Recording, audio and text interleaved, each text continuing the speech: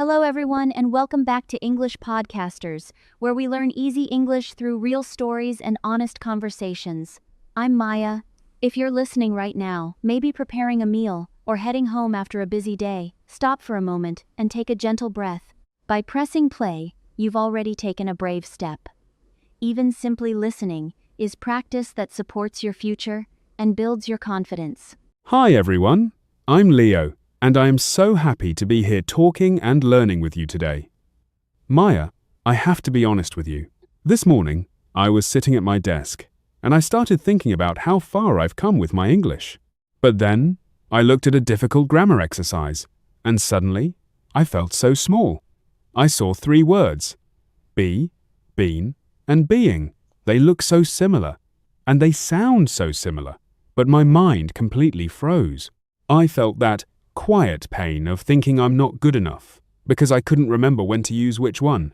Oh, Leo, that frozen moment is something almost every learner faces in real life. You study so hard at home with your books, but then you try to speak, and your brain feels like it is doing too much work because these tiny words carry so much time, feeling, and meaning. You worry about whether you are a bad speaker, but really, you are just in the middle of your journey. Exactly! I don't want to just memorize rules on a board. I want to understand how these words live in our daily life. And that is why today's episode is so important. We are talking about understanding your hidden growth and mastering those 3 troublesome words: be, been, and being. We want to help you move away from textbook English and start using life English, the kind of English that feels human, natural, and kind. I love that. And friends, before we dive into our journey today, we have a small friendly request. If this podcast helps you feel even a little more understood or confident, please subscribe to English Podcasters and click the like button. It really helps our family of learners grow, and it tells us that you want more lessons that help you speak from the heart. So Maya, let's start with the simplest one: be. When I hear be, I think of it as a starting point. Is that right? You are exactly right, Leo. Be is like a base word. We often use it when we talk about things in general, or things that are not fixed in time yet. In life English, be is often connected to your dreams, your goals, and the advice you give to people you care about. For example, if I tell you, Leo, please be confident, I am not talking about the past or the present. I am talking about your mindset and your intention. Oh, I see. So, it's about a choice or an instruction, like when a mother says to her child, be kind, or a teacher says, be quiet. It's a simple idea, but it's very powerful because it's not locked into one specific second. Precisely. It's also the word of our dreams. We say, I want to be successful, or I want to be fluent in English. This be connects who you are right now to who you want to become. It shows hope. I love that. Be is for becoming. But Maya, what about the word that always makes people panic, been? Been is the storyteller word, Leo. It is different because it always connects the past to the present. It tells a story that started earlier and still matters right now. For example, if you say, I have been busy this week, you aren't just talking about Monday. You are explaining why you feel tired at this very moment. Ah, so it's about experience. Like when I say, I have been to New York. I am sharing that the experience is now a part of me. I noticed something else in your examples though. You always use a partner word with been. You are very observant. This is a golden rule for been. It never stands alone. It is social and needs support from the words have or has. You don't say, I've been tired. You say, I have been tired. It answers the silent question, what have you been through? That makes it feel much less scary. Been equals experience and duration. So, what about the third one? Being? Being is the most human word because it focuses on behavior, and behavior can change. We use being to talk about something happening right now or around this time.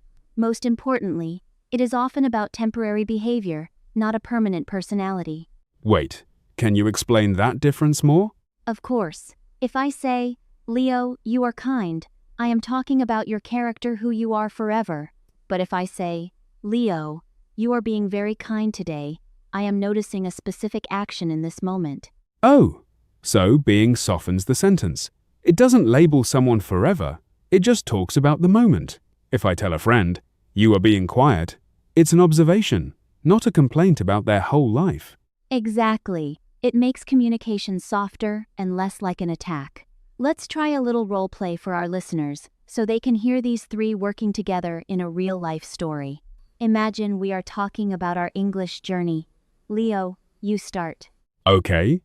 Maya, sometimes I feel slow. I want to be a confident speaker one day. I understand. But Leo, you have been practicing every single night this month.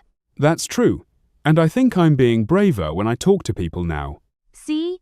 Leo used be for his goal, been for his effort over time, and being for the change in his behavior right now. And did you notice, friends, that we didn't stop to think about grammar tables? We thought about the feeling of the journey. If you are looking forward, use be. If you are looking back at your journey, use been. And if you are noticing yourself right now, use being. Maya, let's talk about the mindset of these words. Many of our friends listening might say, I am being a bad English speaker. Oh, I hate that thought. Friends, please hear me clearly. Mistakes are your best teachers. Having a shaking voice or using the wrong word just means you are brave enough to speak more than one language. That is a superpower. I agree. Instead of thinking my English is bad, try saying, my English is improving every day, or I am becoming a speaker. That small shift in your identity changes how you feel when you open your mouth. Your English does not need permission to exist. Let's look at a situation that involves social problems or helping a friend who is struggling. Sometimes we see someone who is being very quiet or seems lonely. In those moments, you can use these words to check in gently. You might say, you are being very quiet today. Is everything all right? This shows you care about their vibe or energy in the moment, not just their face. And if they share a hard story about poverty or depression, we can respond with comfort. I've been there, or I understand, it must be difficult. These small words build a bridge of empathy. Exactly. Quality is better than length. Even simple English can express deep understanding. You don't need a big vocabulary, you just need to be present. Maya, I have to ask about a mistake I see a lot. I hear people say, I am being tired. Yes, that sentence wants to escape, but remember, being needs its partner have. So, you must say, I have been tired. If you say, I am been, it's like trying to walk with only one shoe. Been needs have. I will remember that. And listeners, if you make a mistake and say, I being happy, please don't feel ashamed. The correct version is, I am being happy, but people will still understand your story. Communication is a bridge, not an exam. That is so important. Now, let's talk to our friends who are having a flat day, a day where English feels like a heavy mountain and you feel like you aren't progressing at all. On those days, friends, please remember, progress is not a straight line. Some days you feel strong, and some days you feel like sitting down and crying, and both are normal. But on your hardest days, don't run, just don't stop. Even if you only say one sentence like, I have been trying today, that is a victory for your future. Don't run, just don't stop.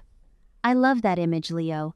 It's like walking in the fog, you only see a few steps, but those steps still move you forward. Let's look at another part of life. Work. Oh, work English always makes people nervous. Imagine your manager says, be on time tomorrow.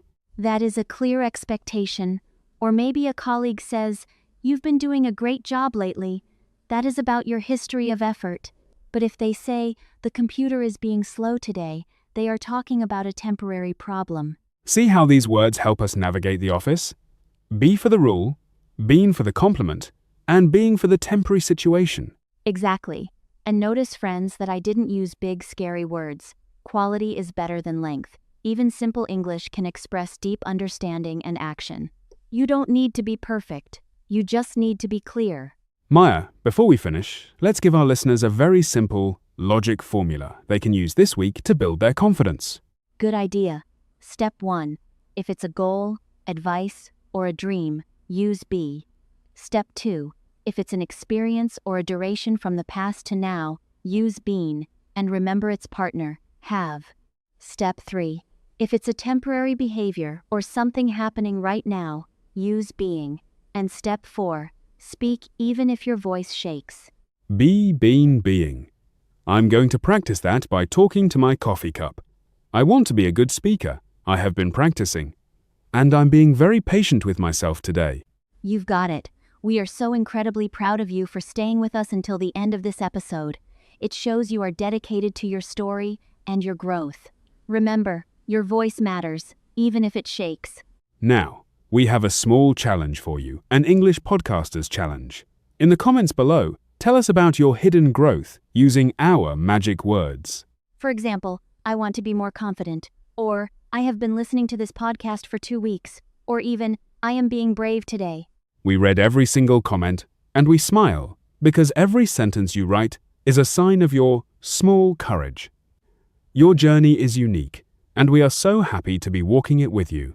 Take small steps. Use your soft words. Don't be afraid of the silence, and don't be afraid of the mistakes. You are closer than you think, and you are doing better than you realize. We'll see you in the next episode of English Podcasters. Keep speaking, keep growing, and always remember, even a whisper counts as a victory. Bye-bye, everyone. Have a wonderful, brave day. Bye. Remember, you are becoming an English speaker one word at a time.